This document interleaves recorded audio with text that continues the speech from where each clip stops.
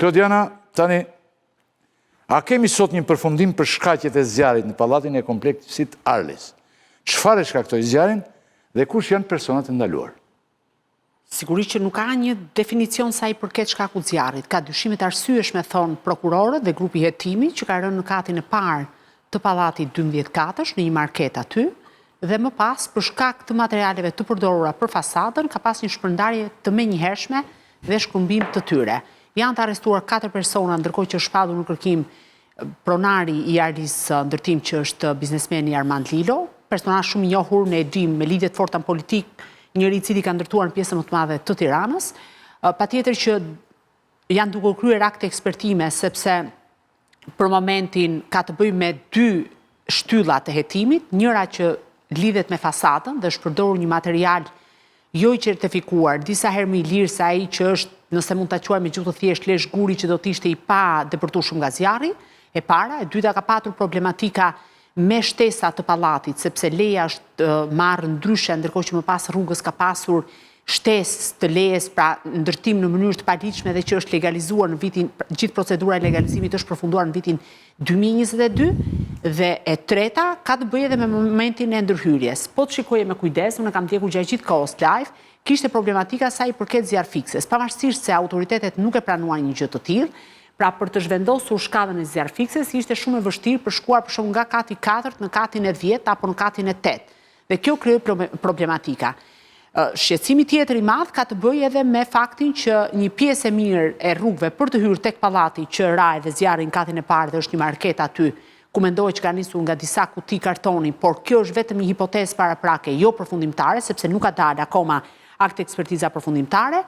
Kishte problematika për ty, pra për shkak të ndërtimeve pa leje dhe për shkak të rrugëve pa rrugë që janë në Shqipëri, u desh gati 15-20 minuta të bëheshin dhe shembje që të futej zjarrfiksja. Tani, sa i përket personave që janë arrestuar, janë administratori, inxhinier, por edhe administratorja e marketit, aty ku mendohet që është edhe zanafilla e zjarrit. Marketi kush është se donin të ampleksin këtë punë deri në pjesëmarrje bankash, po marketi nuk e thoshin se marrin dhe reklama dhe s'kan dhe faj. Jo, nuk kam asnjë kompleks lidhje me këtë, është Big Market në katin e parë, personalisht nuk kam asnjë kompleks, po mendova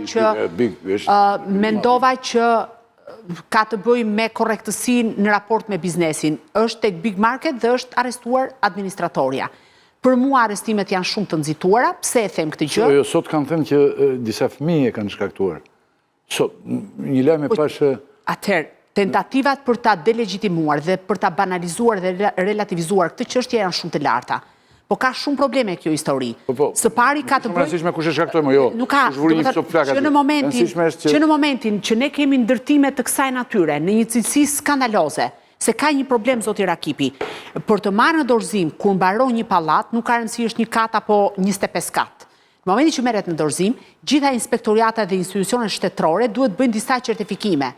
Kalon në disa faza derisa duhet të laudimi përfundimtar. Në rastin konkret, vetëm këtë fjali do them, në rastin konkret, fakti që Arlis Ndërtim ka dalë jashtë lejes së ndërtimit, sepse është e konfirmuar dhe unë kam dokumentat. Të gjithë kanë dalë jashtë lejes së ndërtimit. Patjetër, nuk po them që është i vetmi, po flasim për këtë pallat, pastaj nëse flasim për të. Jo, po bëhet fjalë për një lëndë që nuk. Po pra, është përdorur një lëndë mbushse, e cila ka dhënë flak më njëherë, pra në vend që të përdorte materialin që normalisht nuk do ta lejonte zjarrin të depërtonte, këta kanë përdorur, nëse mund ta themi shkum, dhe ajo ka marrë në mënyrë masive.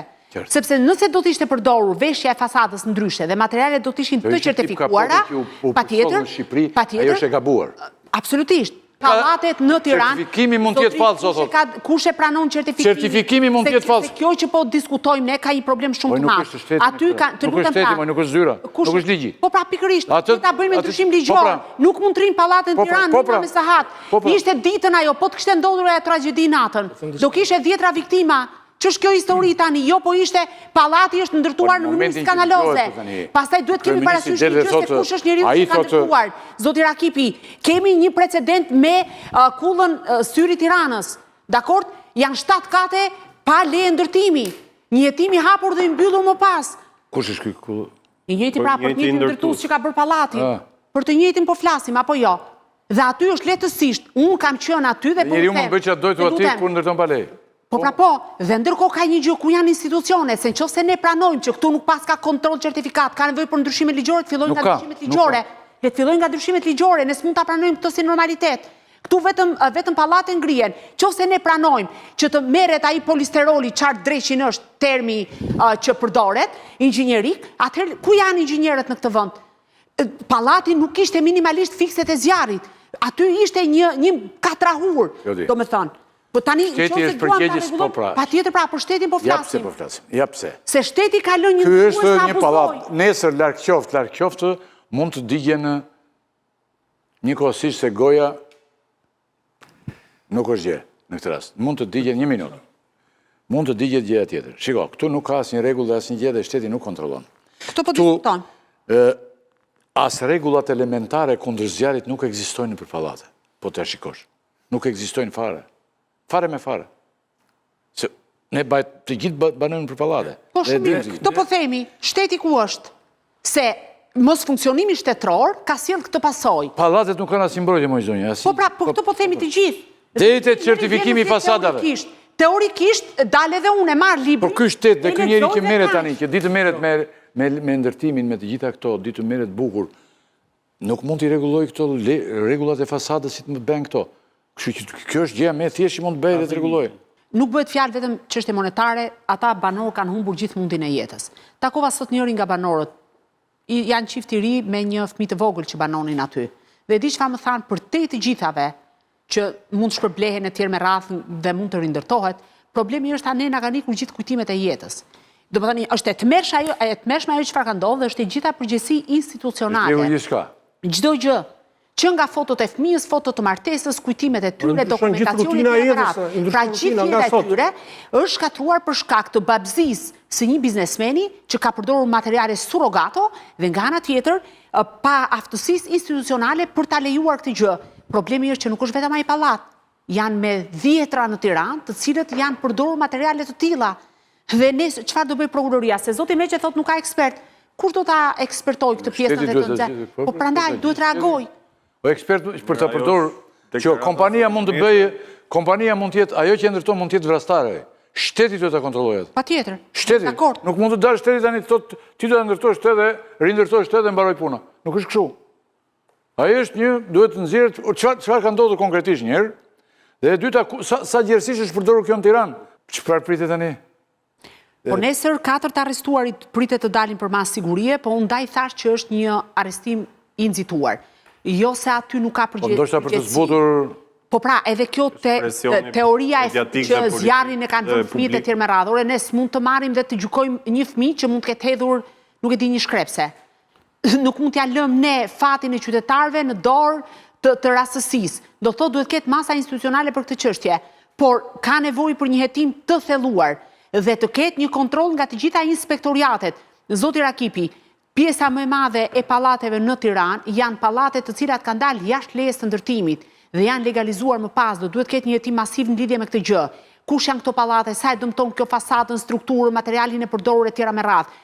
Dhe normalisht ky nuk është një hetim që ka të bëjë vetëm me 2, 3 apo 4 të arrestuar dhe shpalljen e një biznesmeni në kërkim, se jam e sigurt që Armando Lilo prap nesër do jetë i lirë, siç ja hodhi edhe për pallatin e parë. Se është miku i politikanëve, kjo dihet botërisht. Nuk ka nevojë. S'është vetëm ky, prandaj po them, ka nevojë për një hetim të thelluar për të gjitha rastet. Klodi që më ka ndodhur me 2 njerëzit më të shuar, nga më të shuarit në Negovani, domethënë si konstruktor dhe arkitekti, ishin 2 më të mirët në Shqipëri. Dhe përplasja e tyre, unë e kam ndjekur me sytë e mi, më bëri përshtypje shumë të madhe. Për të dalë 60 cm më shumë në një balkon. Sheri tyre, përplasja e tyre ishte aq e madhe sa u ngrit konstruktori, po tha vazhdojnë, unë po iki. Po iki, tha, vazhdoj kytë. Që ai ishte një arkitekt shumë i zoti. Pra, varet shumë nga këta, të cilët vetëm firmosin, marrin pagat e gjitha. Pra, dhe si popull ne kemi probleme. Përveç shtetit, që nuk ekziston fare, jep lejit pas një standard, siç më shkruajnë vazhdimisht tani. S'ka patur reagime, kanë në gjitha zjarret. Qytetarët që kanë pas shtëpitë atje janë në dorë të shtetit këtë rast, se ne kemi ato kontrollin e cilësisë së ndërtimit. Klodi, ku janë? Po, prefekti i Tiranës tha që të shkojnë te kushërit. Besoj se pjesa më kryesore në këtë moment është një ekspertizë.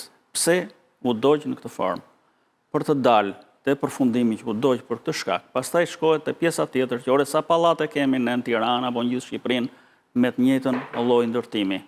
Dhe më mirë të zhvishen komplet si të rrezikshme, sepse ajo është e frikshme. Çfarë ka ndodhur, dhe çfarë pamë. Dhe është fat që ndodhi me pak, që patëm pak. Po prefekti, kur u pyet se ku do të qëndrojnë banorët, tha në Shqipëri kemi kushërim, tha, dhe mund të rinë të hallat, të gjashtallarët e kushërim të tjerë me radhë. Dhe askush nga institucionet shtetërore nuk mori në konsiderat faktin që ato njerëz ishin thjesht me rrobat e trupit dhe kishin dalë të alarmuar për jashtë.